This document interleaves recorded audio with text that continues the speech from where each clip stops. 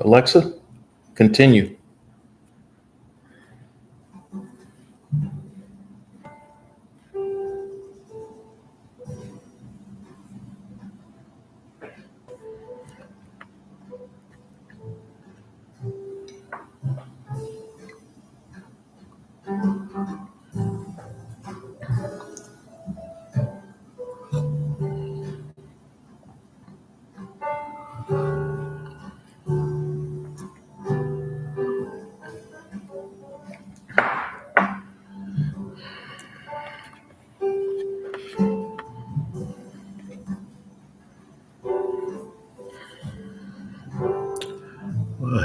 Hello, everyone. We'll be get started here in a few moments. Thank you for joining me tonight. Of course, you are on my podcast, Meaningful Conversations with Dr. Devin Oten Sr. We've been talking the past several weeks. We actually launched the podcast with the subject family, community, and family. And we've had different topics that we speak about each week. And tonight we're going to talk about health and wellness in our families and in our communities. So thank you for joining me. Please be patient. We're going to get started here in a few minutes. Just want to give folks a chance to jump on. Hopefully everybody's doing well, having a good week so far. And I'm looking forward to tonight. Looking forward to this discussion.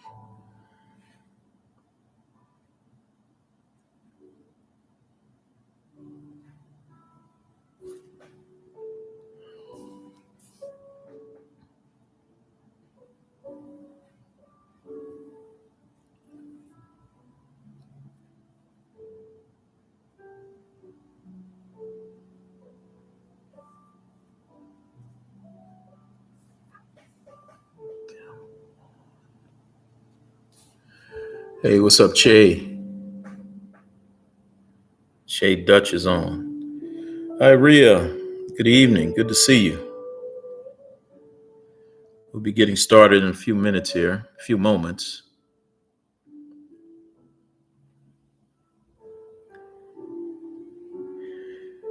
Yes, we're continuing our series on community and family, something that near and dear to my heart. I believe it's near and dear to all of our hearts. Anyone who's joining and being a part of this community, man, community and family is so important. Yeah, I grew up down in the South, and community was everything. Family was everything. Um, However, we need to dig a little deeper. And how do we, restore and enhance our families and our communities? We are lagging behind in so many different areas. So I feel like this is just a timely subject for us to really delve into.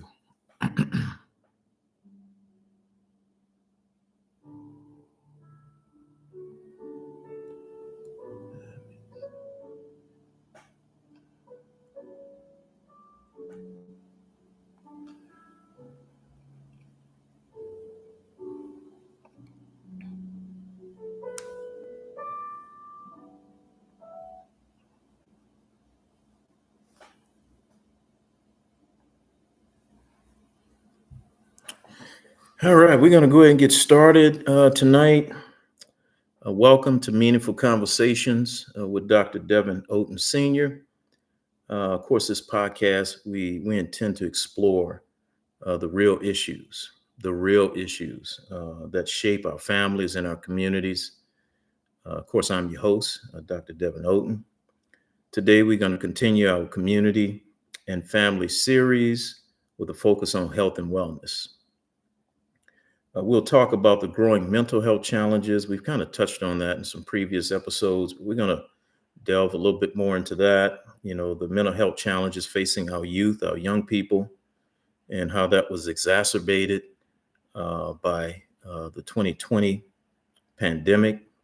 We're going to talk about how food deserts and limited healthcare access impact well-being, especially in Black and Brown people's communities, and practical steps that families can take to build healthier lives and do it together, not separately or as individuals, but families, really building uh, together uh, good health practices. Because if our health is strong, our families and communities thrive. So let's go ahead and dive in. Of course, um, it is my desire to bring the information, the research, the data, the statistics, whatever term you want to use, so we can be informed about what's happening, what's impacting our communities and impacting our families. Sometimes we don't take the time to look at those things because we're so distracted. And there's so many different voices, so much stuff going on in the world. We can get very distracted. There's a lot of stress. We got work issues. We got financial issues. We got, our children, grandchildren, facing problems that we have to jump in and help them solve and deal with. So we can get distracted from some of the things that we need to do. And health and wellness is something that we hadn't focused on enough in certain communities and certain families. And we want to make sure we bring that to the top of the conversation and talk about it. So, nearly 1 in 5 youth ages 6 to 17 in the US experiences a mental health disorder each year. Can you believe that? Can you believe that? 1 in 5 from the ages of 6 to 17. We don't even think of our adolescents having to deal with mental health issues. However, they are. So 6 to 17 in the US, 1 out of 5 youth experience some sort of mental health disorder or episode each year. Anxiety and depression among teens, it's risen more than 40% in the past decade. Now, of course, we know there are a number of factors that contribute to that. The 2020 pandemic, we can't even begin to believe, my generation, of course, as parents, grandparents, what our children and grandchildren had to deal with. They weren't able to go to school, be around their friends, be around their teachers. For a while, they were isolated. If we were off at work, they were at home. Um, Sometimes they didn't have the proper direction. And when you're that young, it's hard to have, the proper discipline to be able to do the things that you needed to do. And, we as humans, we don't think about this a lot, but we were created to be in community. We were created to be around each other and to touch each other and hear each other and smell each other and feel each other, because that's how we were designed. We were designed to be in relationship and in community with other people, other human beings.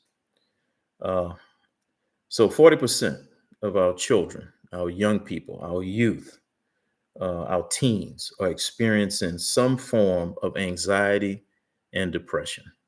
Now, of course, back in the day, our parents weren't as educated, if you will. They weren't as exposed, if you will, to some of the things that we as their children were dealing with.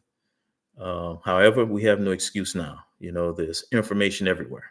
When I was growing up, you had to go to the library to get information. You had to have encyclopedias. I remember my grandmother, when we were very young, bought us a set of encyclopedias. I thought that was the greatest thing since sliced bread, sliced cheese, whatever.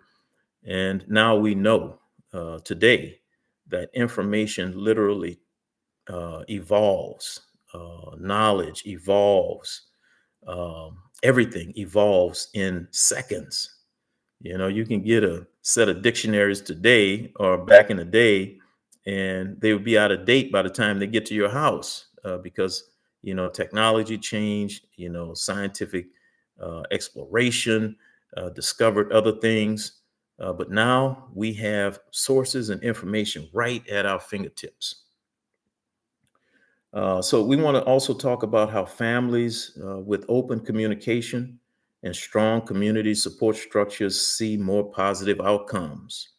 So one of the things that we see from the children who are experiencing anxiety, and depression, and feeling loneliness, and feeling like they're out there by themselves with no support. A lot of it is because of the lack of open communication and strong community support. Uh, they don't know where to get that family support or community support, and in their families, they don't really have good open communication. I can remember my kids growing up. I really tried to have open communication with them. However, in some areas, I know I was not very skilled because, what I was sharing, everything that was formulated, my foundation was around my purpose as a pastor. So, hey, we looking at the Word of God. We're going to ask for me in my house. Joshua 24:15. As for me and my house, we're gonna serve the Lord. And as they begin to grow, I begin to soften, if you will, change how I approach that. So I can remember, the Harry Potter stuff, and that my daughter was interested in. That was an absolute no-no. My son, he was interested in the zombies and the vampires and all of that stuff. That was a no-no. As they got older, I realized that I wanted them to be lifelong learners. I wanted them to, develop a love for reading. So, we would go from a very young age. I would take them to the live Friday night. We would go to the library or to the bookstore, should I say.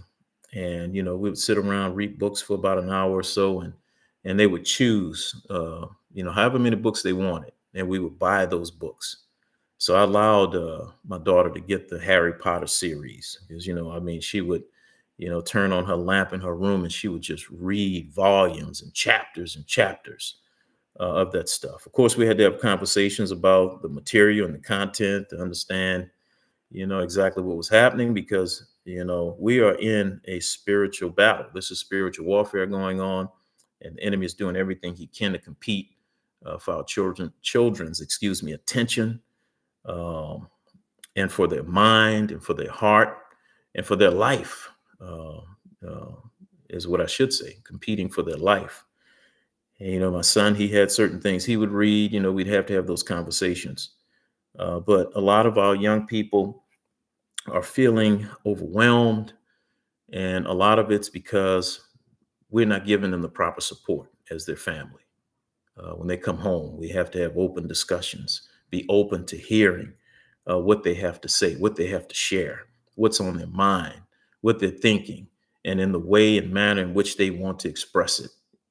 So we haven't properly supported them, and we haven't tapped into community support organizations that can help us with those sorts of things. There's so many different organizations out there, nonprofit, Christian, faith-based organizations that really help with those sorts of things. But anyway, that's one of the things. The other thing I wanted to just kind of highlight and talk about is the food deserts. I know some of us are like, what does that mean, food deserts? And I've been fortunate. I've been blessed. I have this. Um, I've been blessed to be on staff at Cornell University, facilitating courses, currently facilitating courses. Um, hey, hey, welcome home. Thank you, man. Facilitating courses in employment law, HR development, in a number of other verticals. And I've had some students, of course, some of the brightest students in the country and the world. And we've had some discussions, and there's one discussion that has come up several times that I never really considered, never really thought about, was the food desert issue. So a number of my students are interested in creating, healthy options in communities around the country, specifically in their designated community. So I learned a lot from them on what a food desert is and really experienced that as a kid, but didn't realize, of course, that I was experiencing a food desert. A lot of you know what it is, but let me just talk about it, explain what it is. In a number of black and brown communities around the country, don't have access to fresh fruits and vegetables, don't have access uh, to grocery stores that have good source foods. A lot of times in our communities, the little corner store that we can walk to, that's not too far from where we live, um, they don't have fresh fruit, a whole lot of fresh fruits and vegetables. They may have some bananas, a couple of oranges, one type of apple, and not very much of it. A lot of it's not sourced very well, very limited options in terms of organic. That's how I grew up. A lot of us experience that. And even today, in a lot of communities, there are food deserts where there's not uh, stores, um, farmers markets with, fresh fruit. Interesting. Of course, wealth creates environments that are very different from communities that don't have a lot of resources. Before we bought our home out here in Fairfield, we lived in Albany. And when I say Albany, people immediately think of New York because that's the capital city of New York, Albany. But we lived in the city of Albany, right next to Berkeley, in between Berkeley and Richmond, but right on the Berkeley line. And where we lived, literally, you can walk 1 block to Sprouts supermarket and walk 2 blocks to Whole Foods, right in my community. Of course, it was an affluent community. But then you'll go to some communities in Richmond, just a couple of miles away, and you have to travel quite a distance to get good source food, good vegetables, good source fruit, organic options. So part of the wellness issue that we're having in our community is that we have food deserts, and we got to do something about that. We got to think about that. How do we create a farmers market to bring into communities that don't have uh, good source food, don't have good fresh vegetables, fresh fruit, which is a shame because in California, we grow everything here. Um, but anyway, that's one thing we have to consider. So over 19 million Americans live in food deserts. That may not sound like a lot to you because there's 300 million people in America. But once again, if it's 19 people, we got to stop thinking so selfishly. Because some will look at it and say, 19 million, that ain't too bad. Yeah, it's too bad. If it was 19 people in our country, in our community that don't have access to good, healthy food, that's a problem. Yeah. Communities in food deserts, and this is no surprise to anyone, experience, of course, higher rates of obesity, diabetes, and heart disease. Why? Because they don't have good food. They don't have access to good source food. They don't have access to a lot of fruits and vegetables and those types of options. Now, I know some people are going to make the argument, oh What they gonna man, argue about? people making choices. People can make choices. They don't have to eat the canned food. They don't have to eat the box food. They can do that, this, that, and the other. Okay, we're talking about food deserts. We're talking about communities where people are unable to get to farmers markets. Right. I grew up. We didn't have a car. Okay, we lived in the project. And we're going to get to that too as we talk about healthcare in our communities. I can remember being 4 or 5 years old, and there was a clinic in the project where we live, right? Oh, you're going way back. And as a kid, I had an ear infection. and all kind of pain. I can remember this. Very few things I can remember. There's certain things I remember just like it happened yesterday. So we went to this clinic. I think it was like a Saturday morning. Got there early, like 7 o'clock in the morning. Kid you not. Didn't see a doctor till that night. Sat in that clinic from 7 in the morning, may have even been later, that night Wow. to see a doctor. So Wow. you know what that did to me as a kid? How that mentally impacted me? It made me feel like I had done something wrong. I was made to feel like I had done something wrong.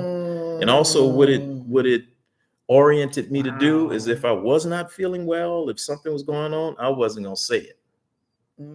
I wasn't Mm. going to say it.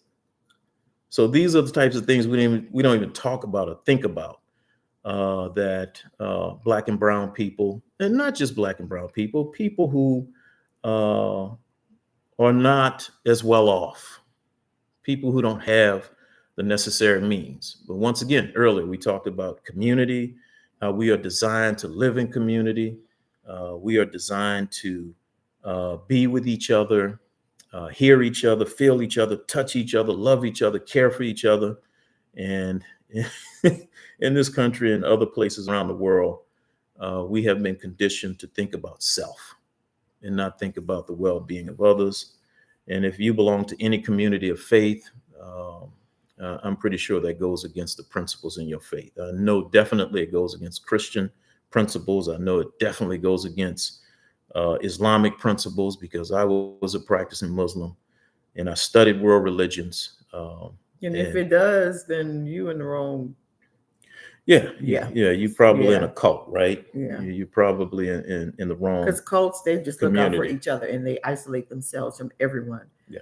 And a lot of times the reasons why they do it because they know what they're doing in the world it's wrong. Hmm. And they don't want the world to know. But anyway, that's I'm not Yeah, even under yeah. cover of darkness. Yeah, that's how a lot of Yeah. people, a lot of organizations operate.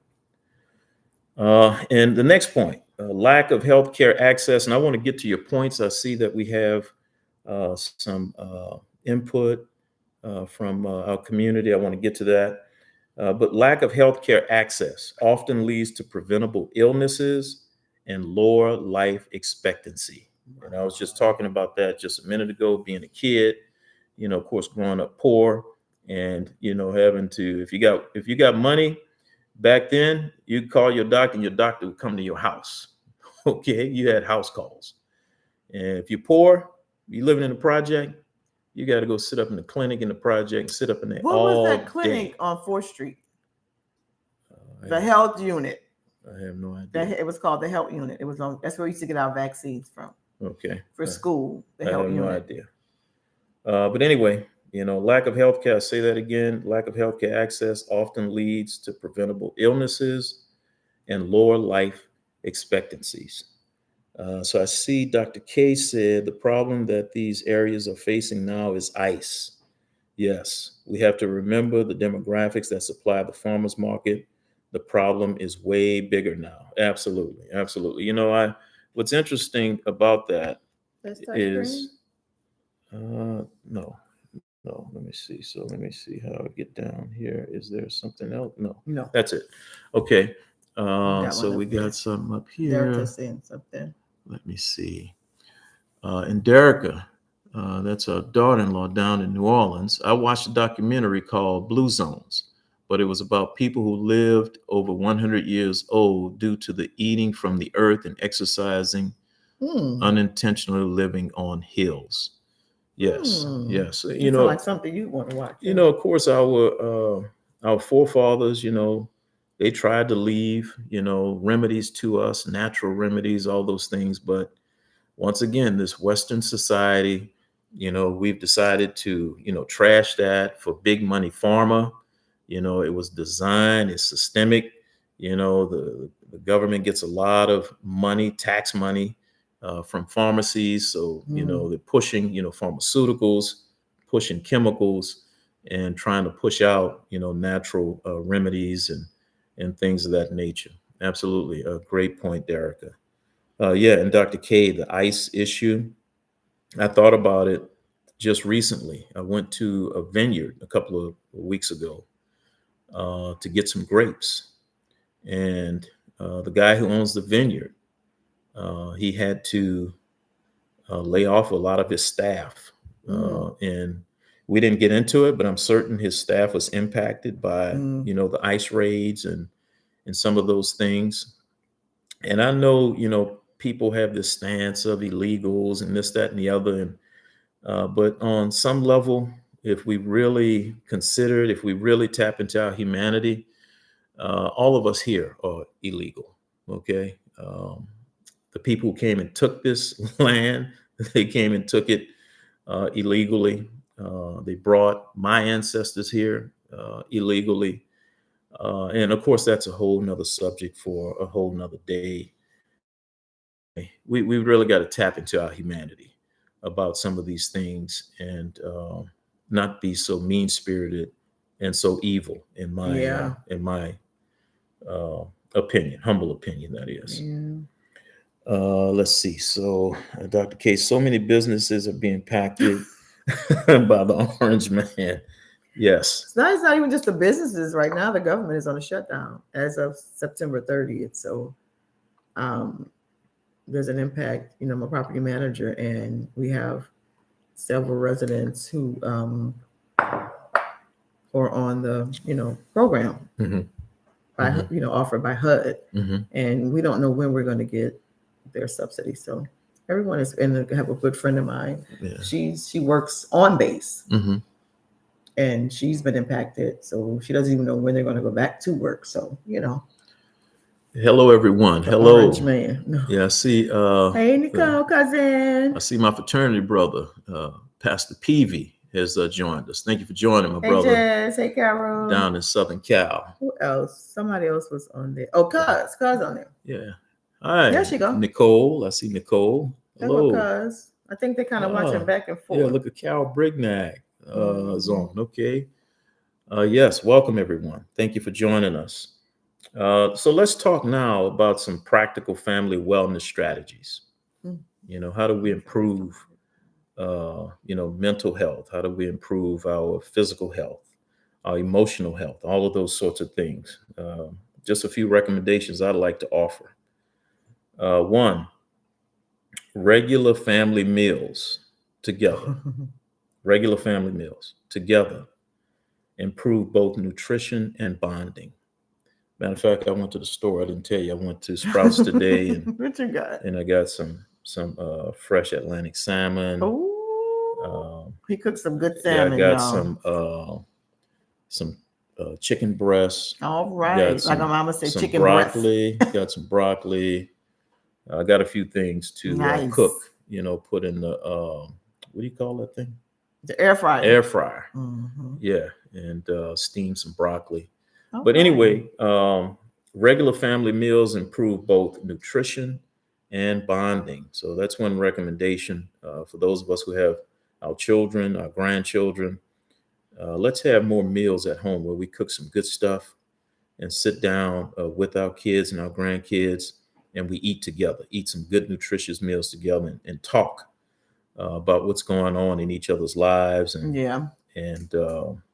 what we can do to help each other, what we can do to make it better for our kids, grandkids, neighbors, kids, community, whatever the case may be. So that's one suggestion. Somebody may say, well, what's regular to you, Brother Devin? I mean, for everyone is different.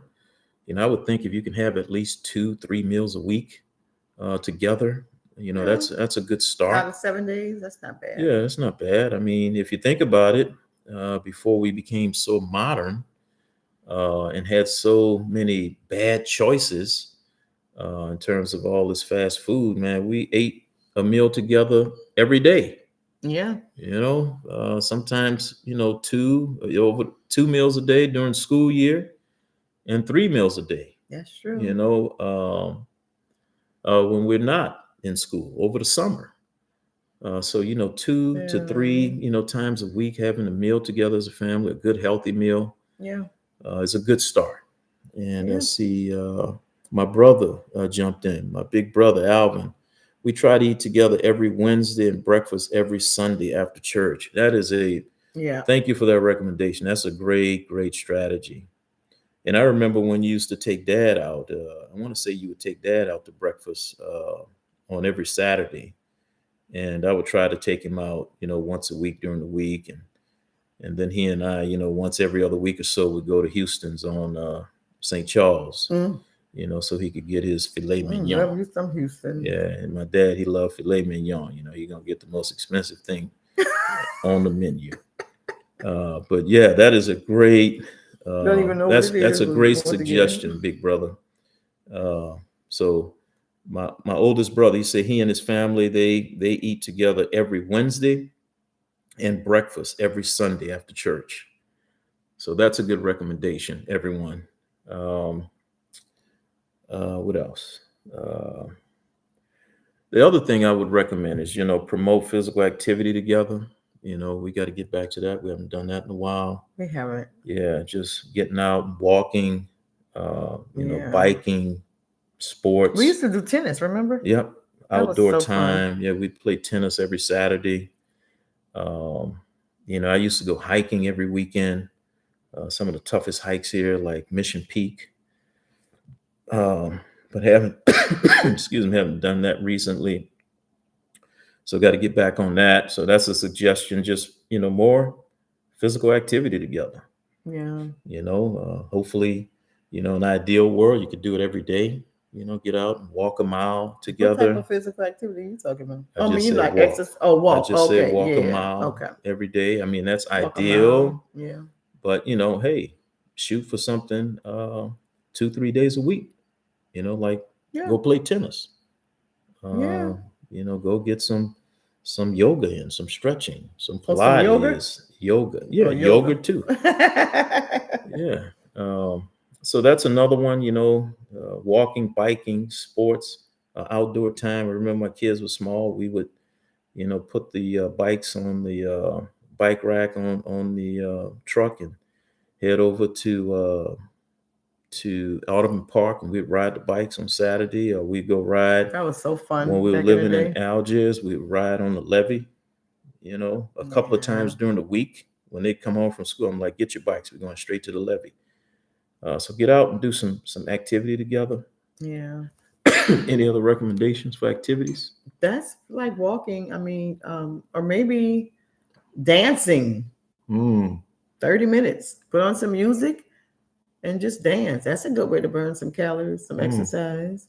Most people don't think so, but it actually yeah. is 30 minutes straight. Oh yeah. Put some music on Oh yeah, absolutely. and dance. Because I know when we go to events and stuff, I'm going to jump on the floor. And the next morning, everything hurting. And I'm like, okay, well, maybe I need to just start doing some more dancing and be, committed to it. That's the hardest thing, to be committed to it, because life and work and so we just have to be able to incorporate that, just like we incorporate anything else, right? Yeah, we just got to do it, right? Yeah. We got to do Who it. says that? Michael Jordan? Just do it. Well, not Michael Jordan, Nike. Nike. Oh, Yeah. I thought that was Michael Jordan. Well, I mean, Nike. Yeah. He's the biggest Nike athlete, but yeah, that's a Nike slogan. Yeah. Just do it. Let's see what else. Normalize. I'll say that again. Normalize mental health conversations at home. Just normalize that. Yeah. When your kids tell you, your grandkids tell you, oh, well, this happened at school. Well, how did that make you feel? What went through your mind when that happened? Yeah. Oh, I was scared. Oh, it made me nervous, or I dreamed about it. Yeah. You got to talk through that, and reinforce how, you have support at home, you have support at school, your teachers, administrators, you have support at your church. Your pastor supports you, the deacons, whatever. Yeah. We got to reinforce those things, so we got to normalize mental health conversations. Of course, growing up, we didn't normalize it. We hid from it. We had Uncle Sam or whoever, locked up in a room, and, everybody knew he had some mental issues, but we never talked about it. We didn't treat him properly in a lot of cases. But anyway, we got to normalize having these conversations, right? Yeah. We got to encourage seeking community or faith-based support. We got to encourage that. We've gotten away from it. But we got to encourage this. We got to Mhm. encourage seeking help. Once again, we weren't created to be alone. We were created to be in community. Like we hear these sayings all the time, like it takes a village. Yeah. Absolutely, it takes a village. And while I'm thinking about it, let me say this. Please subscribe to my YouTube channel, like, follow, hit that bell so you'll be reminded of the Mhm. podcast. And if you miss it, you can go back and review it. Go back Mhm. and comment on the podcast. That's really going to help us continue to grow and develop the podcast. And thank you for all of those who have gone out and subscribed, follow, like, Yeah. and share. Hopefully, this is good content to you, and you'll be more than willing to share it. But yes, we gotta normalize mental health conversations. It's not that somebody's crazy. It's just no, we that's a part of our being. We're a three-part being, just like God. God is Father, Son, Holy Spirit, and we are made in His image and after His likeness. The real us is our spirit man. We have a soul, which is our mind, will, and emotions, and we have a physical body. And we got to take care of all three. Yeah. We got to feed our spirit man, with fellowship, with the Word of God, with prayer, Yeah. meditation. Our soul, our mind, will, emotions. We got to feed it. We got to Yeah. learn, grow, develop in our mind, in our emotions, Yeah. in our physical body. We got to take care of it, right? We got to eat properly. We got to exercise, all of those things. Yeah. I see Dr. K said that was taught to us during slavery. What goes on in the house stays in the house, and to not express your feelings. Well, Okay, yeah, good point. because you were being controlled. Oh, absolutely. You couldn't say anything because you fear for your life Hmm. and your family's life. Hmm. If they thought you knew something Hmm. or whatever. Hmm. I see a lot of stuff on Facebook now about Emmett Till, and there was a guy. He was saying, I heard it. I heard what was going on, and one guy came out and he was sweating and trying to catch his breath or whatever, but he heard it, and the guy walked up to him and he was like, "You didn't hear anything, did you?" And Hmm. he was like, "No," Hmm. Because of fear, right? because he would have been Yeah, he'd have been next. executed as Hmm. well. Yeah. So yeah. So Che Dutch jumped in. He said mental health is a serious thing. We all have some form of trauma that we need to overcome. Absolutely. Yeah. Absolutely. Absolutely. Anybody want to elaborate on that? Yeah, because Anybody want to it's a elaborate on real that? thing. Hmm. You can't keep sweeping stuff under the rug. If your truth is your truth, Hmm. you speak about it. Back in the days, you just kept stuff hidden. Like you said, hidden, and no one talked about it. People knew, Hmm. but they didn't talk about it. Yeah. So all that does is a lot of times a child, as they become adults, they suppress it, Hmm. and it comes out other ways, right? Oh, that's right. That's right. They act out in other ways. Yeah. Yeah. So if it's Yeah. if it's if it's something, talk about it. Yeah. And Che Dutch, he Talk used about he it. used a term that maybe we need to talk a little bit more about trauma, Trauma. and Yeah. what that means and what that looks like. Yeah. Uh, yeah, because we all experience some form, Yeah. some level of trauma, Yeah. right? Um, I've said it again, and this is not about race. Yeah. It's just about truth. Okay, these are meaningful conversations that we're having. If you are descendants of slaves in this country, and I'm not saying only descendants of slave have experienced this, but if you are in this group, you have experienced some significant trauma that you're still dealing with even today. Folks say, oh man, the Civil Rights Act, it was 1960, 468. I can't remember what year it was. Title VII, this, that, and the other. Man, I grew up in the South. It's still Yeah. real. It's still real in other places. You may think, it's ultra liberal in California, which, in some aspects it is, but you still have a lot of that Jim Crow mentality and way of thinking in Yeah. these places around the country. Yeah. Okay, so it's still real. Discrimination is still real. Racism is still real. Yeah. It's still systemic. People have been trained this way. They have lived this way. And to them, it's just a normal way of thinking and seeing the world. Yeah. And of course, that's not our subject for tonight, but yes, yeah, we all Yeah. have had some level of trauma. I see Derica said, don't hold it in. Yes, yes, please. Hey, Please don't hold it Ronnie. in. So Ronnie is saying we encounter traumas that we didn't ask for as a youth Hmm. and spend half of our adult life unpacking it and trying to recover from it. That's yeah. Absolutely. Absolutely, Ronnie. And that's what I was saying. Absolutely. It comes out in different ways. Hmm. Until Hmm. someone brings it to your attention, Hmm. you won't know Hmm. that, wow, I did that, or I said Hmm. that, or I act this way. Hmm. And then if you go to the root of Hmm. it's something, Yep. not saying everybody has trauma, but when you see people act in a certain way, either they're going to act out Hmm. or they're going to come in a Internalize shell. it. Yeah. Internalize it. Yeah.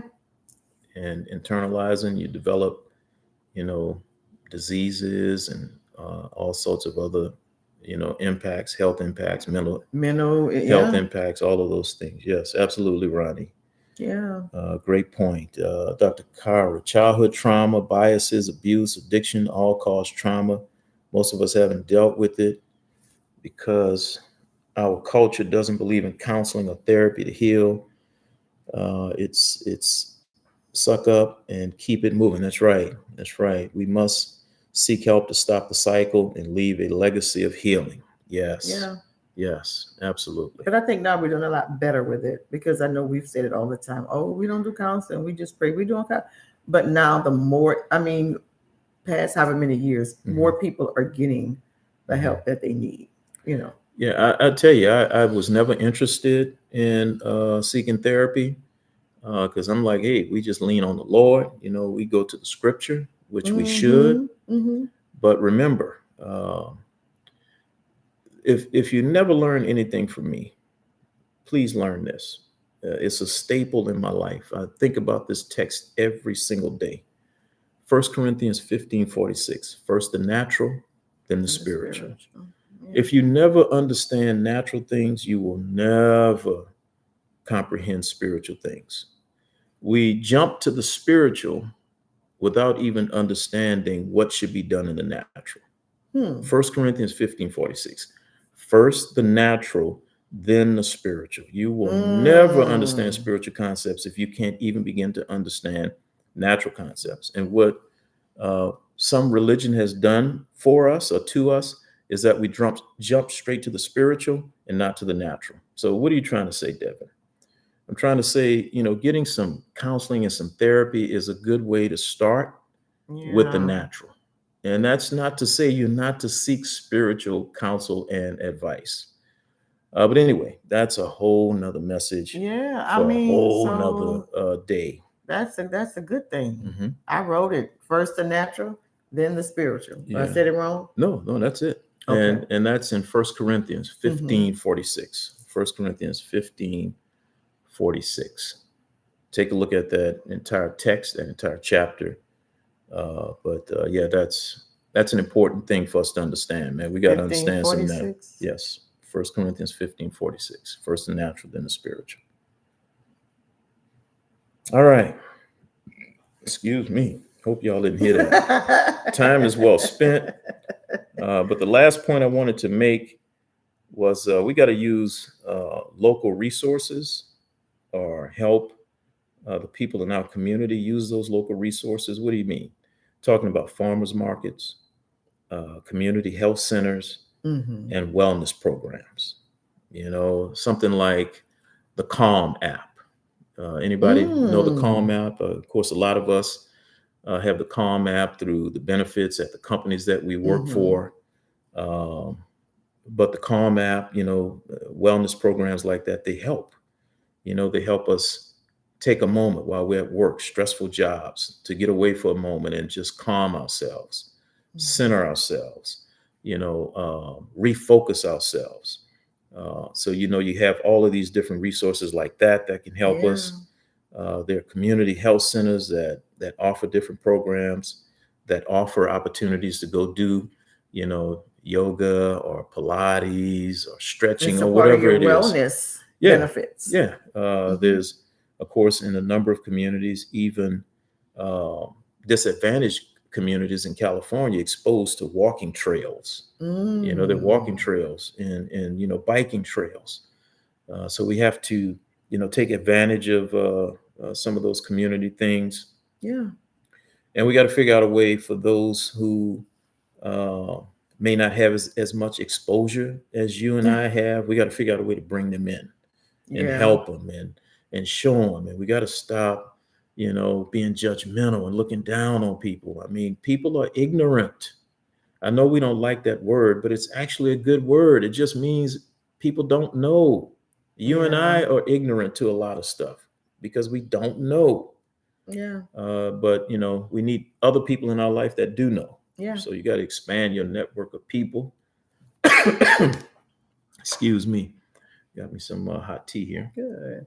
Hi, Keisha. Keisha says she clicked on it at the right time. She needs to download the Calm app. Hmm. I would definitely do the Calm app, but Hmm. my husband like total silence when he sleeps. So that would, I don't think that would, you wouldn't like that, would you? With the Calm app, Mm-hmm. I use So a it's Calm app. different. Like, I use a Calm app. I have the Calm app. I know you have it, but Yeah. would you like it when you're asleep, or is Oh, it? you're talking about listening to the Yeah, music. Well, see, yeah, the other thing is the Calm app is much more than just music. right. It's Yeah, it's it's waves it's and much more than that. It's much more um than sound. birds. So what is It's it much more than like? sound. They have different tutorials in the Calm app. Tutorials. Yeah, Oh, see, I yeah, didn't know that. I yeah. They didn't got know. tutorials in there. They can talk you through certain Oh, things. There's videos in the Calm app. It's more oh. than just music I thought it was what they call or white sounds. noise. You can do white noise on there, but the Calm app and other apps like it is much more. I mean, and my brother, he knows this because he's actually in the Army now. But Hmm. there's apps for veterans like the Calm app that has a lot of resources where it'll talk you through certain things if you're feeling suicidal. There's videos and Mm. tutorials in there that'll help you deal with those thoughts. So it's a lot more than just sound and noise and music or whatever the case may be. Oh. Yeah. Okay. So I know that, like, I know Chad mentioned something about counsel is necessary. I find that as I've gotten older, I can talk to my mom about everything, Hmm. right? Of course, things you couldn't see when you were younger.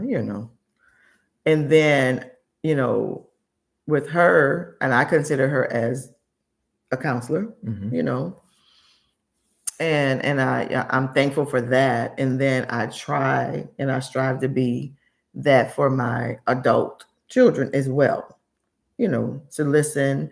And then if they, may ask, Mom, what you think, then, and I try to make a habit of, you know, asking God to give me the wisdom and the knowledge to actually be able to listen, and then, be able to share positive feedback, Hmm. you know, with them. So I hope I'm doing a good job with that. I see. Yeah. I see. Che Dutch. He jumped in and said, "Good counsel is a necessity." Hmm. Yes, I mean, the scripture tells us that in the multitude of counselors, there's safety. Without counselors, there's destruction. Wow. So yeah, we need counselors. We need help. Yeah. We need direction. Yeah. Uh, uh, I'm trying to think of. There's a text in the Old Testament Hmm. um, where it talks about this tribe of men who knew what Israel ought to do. Mm. It's slipping my memory right now, but anyway, yes, absolutely, and Ronnie said breathing exercises yeah, guided and guided meditation. meditation. Yeah, it Yeah, has all of that that in there. breathing. I've noticed lately that that breathing exercise really, like, takes you like to another level, because Mhm. when you're actually physically exercising, that's what the trainers say, you have to be able to breathe using the Mhm. proper breathing techniques. Even Mhm. when you're doing yoga, they want you to constantly breathe in and blow out, or however the yoga is. Mhm. So I think breathing has a lot to do with like calming your spirit and your mind and clearing your mind. So yeah. Yeah, I mean, when you go to see your doctor and they Oh, for the take your blood high blood pressure. sugar, they tell you take Yeah. a Take deep some deep breath breaths. and Yeah. relax. Yeah, absolutely. Dr. Yeah. K says the natural gives you the autonomy to understand and make decisions based on your individual needs, then seek spiritual to complete the process and connect on a high level. Absolutely. Yeah. That's the epitome of first the natural, then the spiritual. Yeah. Yeah. Absolutely. Do we have anything else? Let me see. Do I have something else? Oh, here we go. Brother Melvin Phillips says learnings understand the natural things first. Could you please elaborate? I think we did. Yeah. I think this is okay. I think Yeah. let me know, Brother Melvin, if we didn't elaborate more. Let me know if you still have a question about that, so Yeah. we can talk about it a little bit more. So you were saying that when it comes to the natural 1st, Mhm. you were saying that you have to face the natural or Well, you have to understand. understand Yeah, it. you have Okay. to understand. Understand. Okay. The natural versus the spiritual. Yeah. Because we jump into the spiritual. We my experience, of course, being in and around, spiritual people. A lot of us are so spiritual, we are of no earthly good. We're so spiritual, Yeah. we're of no earthly good. The Bible says this and the Bible says that. And, if you don't do it this way, this, that, and the other. Not understanding that when Jesus Christ was here, man, Jesus just sat around people and spent Yeah. time with them and didn't say a word, would just love on them. They just wanted to be in his company. Uh, and that Yeah. impacted their lives and changed their lives. But some of us are so spiritual. Oh, Yeah. we got the 10 commandments we're gonna hit you with. We got some stuff we're gonna hit you with. When Yeah. Paul said something very interesting. And the text eludes me right now, but I got some of my preacher friends on here. If you remember, put it in the chat. But Paul said, I became all things to all men that I might win some. I became He's, all I things became all things to to all all men men that I that I might might win win some. some. Wow. And he elaborated. He said, if I was around people who ate meat, I ate meat. If I was around people who didn't eat meat, I didn't eat meat.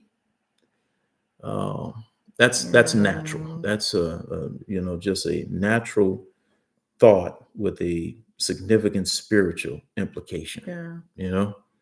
So yeah, some of us are so spiritual we are of no earthly good. But if we understand Yeah. natural things, we'll better understand the spiritual. Yeah. Because we're living in the natural. Yeah. Right. Yeah. I Yeah. see Dr. Keisha jumped on. What'd she say? That we might win. That we might That's win our some. neighbor. Oh, okay. I thought that was Dr. Yeah. Keisha back home in New Orleans East. Oh, that's the other Dr. Keisha. Okay. That I might win some. Yes. Yeah. Yes. Yeah. Yes. Yeah. He became all things to all men that he might win some. Yeah. Absolutely. Brandon. Oh, Shagged and jumped on. Hey, appreciate you, brother. That's my young brother, man, from Baton Rouge, Louisiana. Grew up in the Boys and Girls Club I worked at, man. We remain close friends. That's my little brother, man. Now he's out in South Carolina doing big things. Thank you for joining, brother. And give moms my love, man. She hits me up, man, periodically. She'll send me some texts in the morning, just some spiritual uplift. She said, "Oh, she's not a doctor. Yes, you are, girl. You be preaching the word." Okay. And my brother Alvin, he says, so true. The Calm app helps me manage stress, help with my sleep patterns, along with managing this stressful life. So, brother-in-law, do you think it will help me with snoring? Yeah. Hello? Yeah, we need that help. Is there a Calm Snore No More app? We need that. Dr. Hank LeBoy jumped in and said no. Is there a Calm Snore No More app? Yeah, we need one of them. It won't help. Dr. Hank said no, it won't help. It won't help. I need some help. Well, Dr. Hank, you need to tell us what we need to. Yeah, what you got for this snoring? Because come on, brother, I need because y'all. my wife snore like not all the time, like a truck driver. who just Oh drove my cross country. God. Drove cross country. Oh, Ronnie says she have a mom on her phone that reminds her to deep breathe 3 times. Really? Yeah, the Calm I app will like do that. I'm that. gonna have to do that because baby, they be plucking my nerves at work. If you got the iPhone, you can set all that up. But it does that in the Calm app. Really? So Dr. Hank says A it's a psychological. physiological, not Physio. psychological, Oh. physiological thing. And he recommends a CPAP. You know what? Have I met Mr. Hank before? No, not in person. You Yeah, talked to I him. need to meet him in person. Talking about a CPAP. He was supposed to be here. I think it was last year, right, Dr. Hank? We were supposed to go down to the Saints game against the Rams last year. Oh, yes. He was supposed to come in. No, well, I've actually taken the this is just so off subject. I actually took the what was the thing they gave me, and I had it, and I had to turn it back in. It was it the heart monitor or something? I don't know. But anyway, I didn't have any sleep apnea. I said that right, sleep apnea. Yeah, apnea. Yeah, the doctor did say you didn't have sleep apnea. I did the sleep study. Yes. So, but they said I was fine. I never like missed any breaths or anything while I was asleep. So, yeah. So, Brother Melvin said yes. Natural thing do is learning to take deep breaths, calm the body. Yes. No disruption in sleep. Yep. No disruption. Shag said music. Earplugs. He must be talking about for me. Earplugs. Yeah. But he always say the earplugs. It don't work. His ear holes are too small.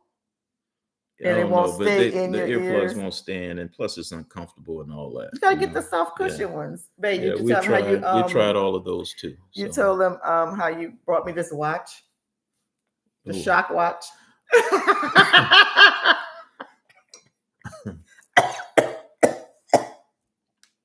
You know what we need to get to?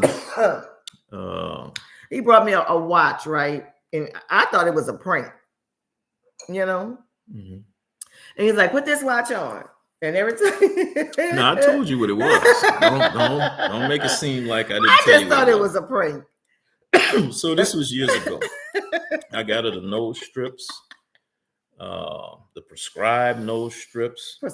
They didn't work.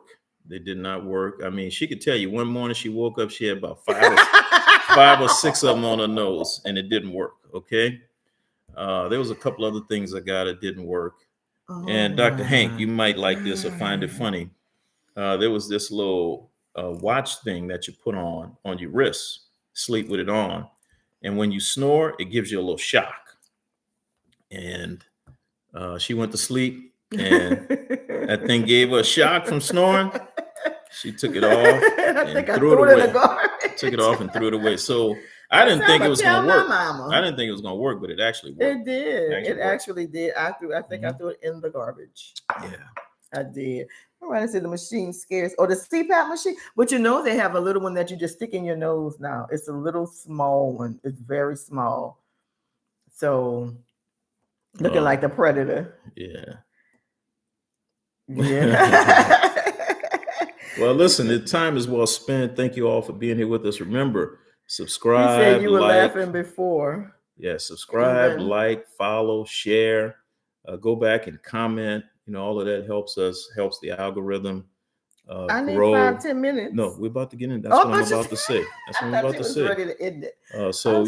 We need to get to Michelle's segment now, which is On Another Note.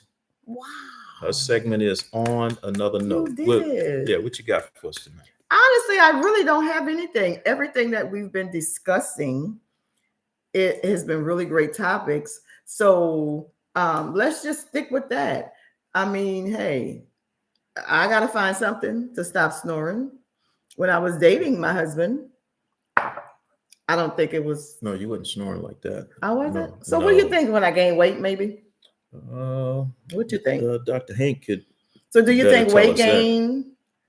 He can tell us. Kind of like, but I noticed, I think I remember I was telling you that I always feel like I have something in my throat, but now I don't snore all the time. Are you waiting for a response from me? Yeah. That's a good way to word it. I don't snore all the time. But we could say you snore most of the time. How about that? Not But all the time, but most of the time. Let's do that. when he does his snoring, I just tap him, hey, hey, hey, hey. He's like, I'm not snoring. You are. But he blows bubbles in his sleep when he's really tired. He'll lay on his back and it's like SpongeBob underwater blowing bubbles. I'm like, hey, stop blowing those bubbles. So, weight is it? Oh, okay, Dr. yeah. Hank I says need weight is a to. contributing factor. Yeah. Okay. So is it the weight? Because my weight ain't on my neck. So I mean, it ain't got nothing. What you think? Well, I mean, I don't think Dr. Hank wants to go through where the weight would be. I don't think that's what he wants to do. He's just saying, yeah, weight is a contributing factor. Yeah, I think so too. I think I maybe need to. But anyway, I really didn't have anything particular to talk about because the stuff that my husband was saying. Laxity in the airway is a problem. I don't Okay. know what's laxity. Well, you gotta Google it. Oh, I gotta Google it. Yeah, Google it. Laxity. Laxity. Is that like I wish I could bring Dr. Hank on. I know. On video where he could talk us through that. We don't know how to do that, huh? Yet. No. There's no way to do it. Well, I have to expand. Okay. To go to streaming, we're doing webcasts right now, so we got to expand to go to streaming. Oh. And then I was having a conversation with Keisha. She said she's not a doctor, but neighbor.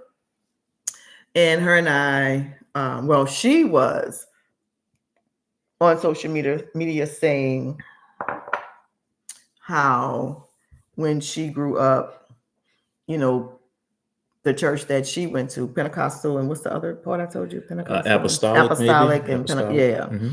And they preach just fire and you're going to hell. You're going to hell. Mm-hmm. Everything you just, and as an adult, she was saying how that impacted her life, how it's, impacting her life now. Yeah. Because as a kid, you're just absorbing all that stuff. Yeah. And it was never, to be honest, yes, she was right. So I'd like to jump in on that. Okay. But before I do that, Dr. Hank says, when you breathe in, it creates negative pressure and collapses the airway. That's what makes the snoring sound.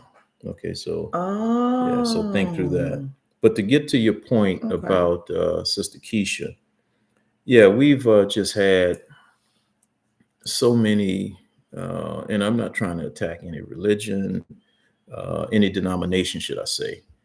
But the scripture says my people are destroyed for lack of knowledge. Okay, so a lot of that stuff, because I grew up going to Pentecostal, Apostolic, Catholic, Baptist,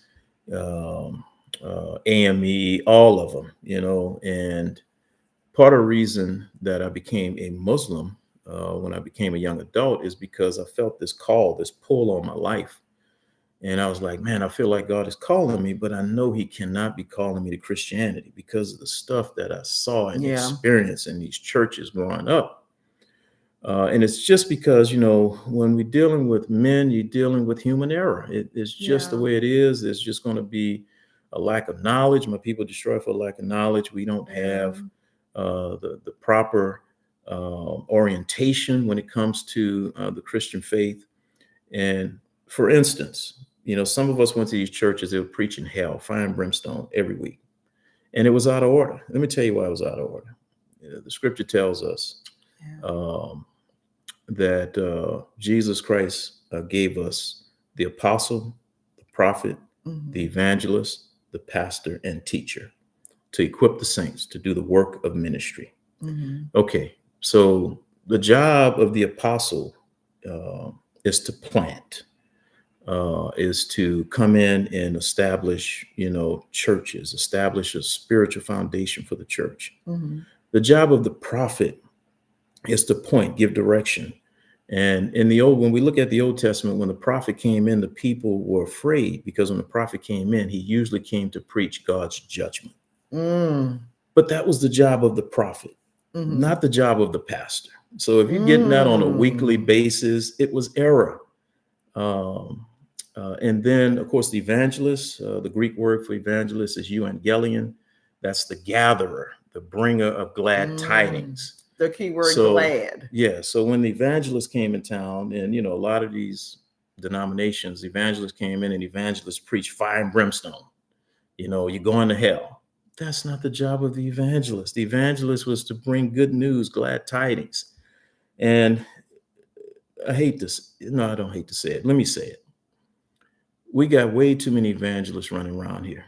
Evangelist so and so, evangelist so and it's unscriptural. I know it's unscriptural because there's only one named evangelist in the New Testament, and his name was Philip. Philip was one of the original 7 deacons that was chosen and raised up to take care of the daily administration in the church. He eventually, the Lord raised him to be an evangelist. And we see where when he went and preached, there was great joy, great gladness in that town, that city, that area. Joy. And there was just thousands of people who came to know Jesus Christ as Lord and Savior. So the job of the evangelist is not to come in and preach fire and brimstone. It's to preach the glad tidings of the work that Jesus Christ did and who we are now, the rights that we have now as believers in him. And then the pastor and the teacher, those are the under shepherds to the Lord. They're to care for the flock, uplift the flock, minister to the flock, teach the flock the things of God, the ways of God, the things that the apostles set in the book of Acts, the Acts of the Apostles. So right off, that was just error, just constantly hearing these messages. And I can remember they would have these revivals when I was a kid, and these evangelists would come in and preach that fire and brimstone. That was not an evangelist. But anyway, I know that I went a long time on that, and but sometimes I would things love just need to be said. and I'd love to be able to even have further conversations with Sister Keisha about that. It's not on you.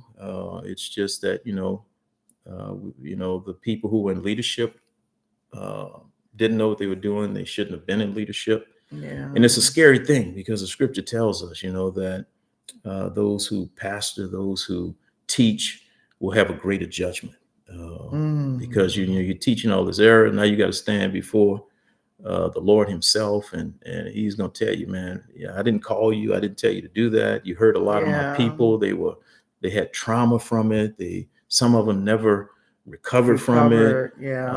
So depart from me, you workers of iniquity. So anyway, I know that's Ronnie says she grew up Jehovah's Witness. Oh, yeah, okay. I had cousins on my grandmother's family. All of her sisters all of her aunties. And you're no longer Jehovah's Jehovah's Witness? What was that?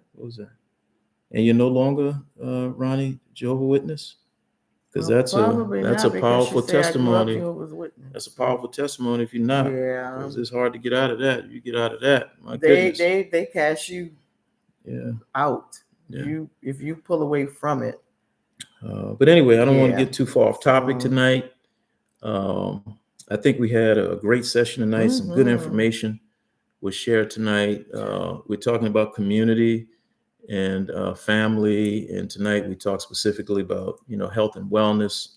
We're going to continue to talk about community and family because for me that's front and center.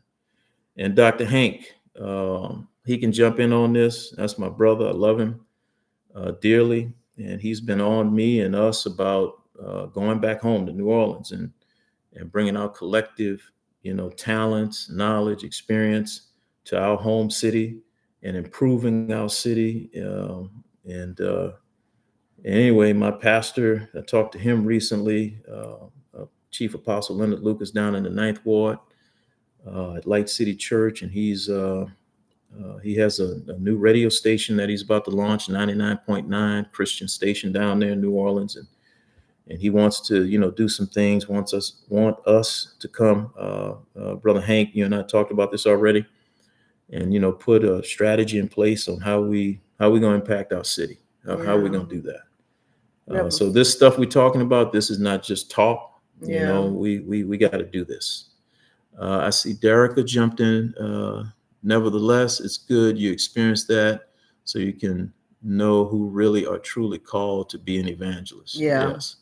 And it's a lot simpler than we make it. All we gotta do is follow the pattern. I tell people all the time, this is how cults are started. This is how people get in trouble, is that they hear something, and instead of searching the scripture, study to show yourself approved, unto God, the word says, we need to rightly divide the word of truth. We go with it. And the litmus test that we have to have is we have to take a look at God's pattern. His pattern is in the word of God. So if it's not in the pattern, it's not God. If it's not in his pattern, it is not him. He moves in a pattern, right? He moves circular, if you will. And man, when you start to look at stuff that's outside of that pattern, run from it. That's not the Lord. Yeah. Ronnie says she left as a team. Gail was with us. Hey, cousin Gail. And she said she left as a team. Thank the Lord. Thank the Lord. Yeah. Thank the Lord. Let me see. Cara suggested I get an adjustable bed. It will save my life or your life. Hey, Dr. K, look, you right on it. When we moved over here to Fairfield, I wanted to get that, what is it, sleep number? Sleep number. But I heard so many negative sleep things number about bed it. where you had the two sides where you can adjust it and I all need of that. the cooling side. And I came home one day and she had bought a mattress.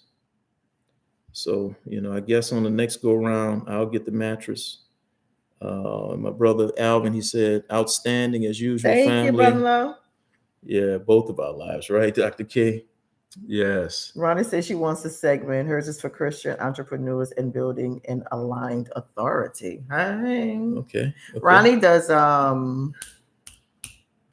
branding and very, very, very, marketing very smart. And yes, things of that nature. All of that. Okay. And when her and I were talking one day, I said, "Oh my God, you sound so much like my husband. Oh my God, y'all just two peas in a pod." I said, the stuff that you're saying, he says the exact same thing. So you guys are. Yeah. So I want to segment.